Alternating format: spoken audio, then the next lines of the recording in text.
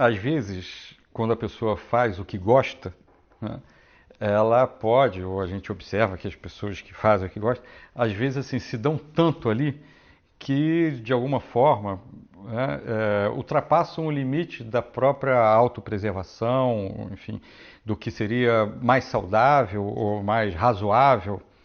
Isso é uma questão complexa que eu acho interessante a gente pensar, não para encontrar uma resposta, né, mas para entender o que está em jogo, né? Se a gente colocar assim, pensar, por exemplo, cotejar a filosofia do Nietzsche com a filosofia de Spinoza, que no meu entender tem pontos de afinidade assim extremos e que são, num certo sentido, complementares, né? Um olhar nietzschiano vai dizer o quê, né? Vai dizer assim, olha só, é mais ou menos aquela ideia, é melhor 1000 anos em 10 do que 10 anos em 1000, enfim. Né? Então, assim, consuma-se, né? Faz o que você gosta e se explodir, acabar, se destruir, faz mal. A vida gasta, né? A alegria gasta, enfim. O Spinoza certamente é uma filosofia, num certo sentido, mais razoável, né? Mais comedida, talvez, enfim. Né? A gente vê assim, um Nietzsche passional, em vários sentidos, né? Tanto do afeto passivo quanto do entusiasmo, né? E o Spinoza, uma filosofia mais sensata, porém do entusiasmo também, né? Então tem um ponto de fundo em comum, mas talvez a gente possa dizer assim, a tônica ou temperamentos são claramente bem diferentes, né? Então, eu colocaria muito mais a coisa na questão pessoal, né? Por exemplo, também é muito comum ver pessoas olhando de fora, né, os outros, e falando assim: tudo bem que o Van Gogh tinha surtos psicóticos, cortou a própria orelha, o que importa é que ele fez uma obra que vai durar pela eternidade. Eu acho bizarro assim pensar dessa maneira, né? O que importa é o que ele está vivendo, né? Então, assim, é como se esses comentários estivessem dizendo: ele foi muito infeliz, azar dele. Eu quero saber a obra que ele deixou. É um comentário bem egocêntrico e mesquinho, né, de quem está usufruindo do legado dele. Ou pensar Amy Winehouse, azar dela que estava lá se destruindo ou torturada em angústias, né? O que importa é eu poder ouvir o som dela e achar que é incrível, né? Bom, eu não vejo dessa forma, eu vejo assim, se a gente pensar Van Gogh, Amy Winehouse, ou certamente outros artistas, né? Talvez isso fique mais claro assim na arte, né?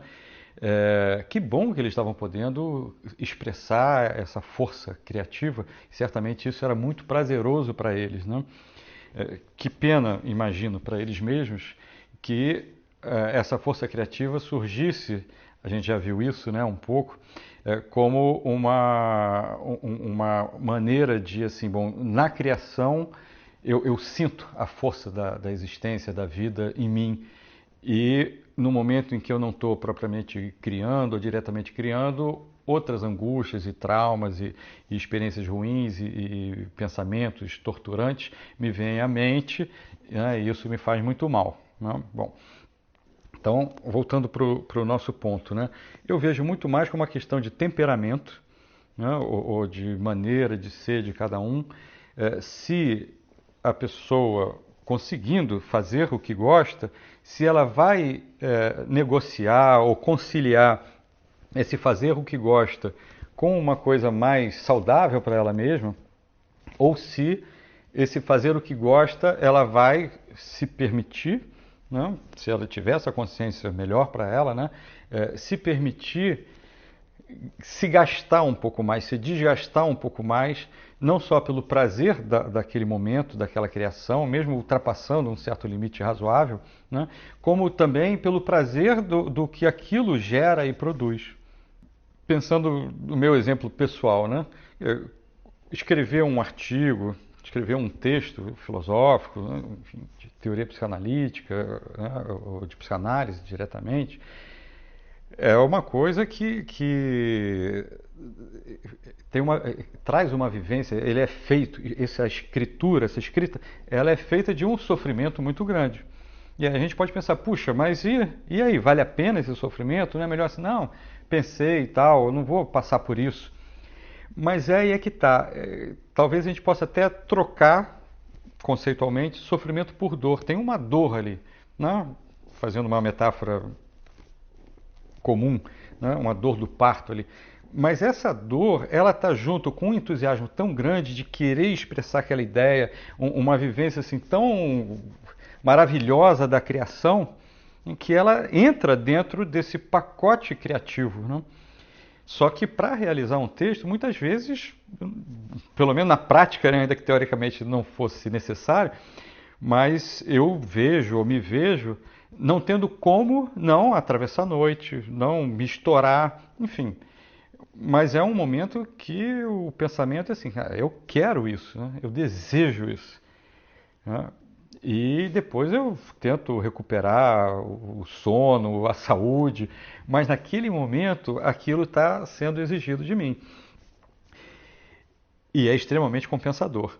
Bom, acho que é análogo também quando a gente pensa certas pessoas que a gente conhece ou certos personagens na história, né, que tiveram esse ímpeto de produção, de ultrapassar a si mesmo para grandes causas humanitárias, né? Para, enfim, e que se não fosse aquela concentração de energia ao preço e ao custo que aquilo tem, né? Certamente elas não teriam conseguido se expressar e expressar esse desejo e realizar o que realizaram.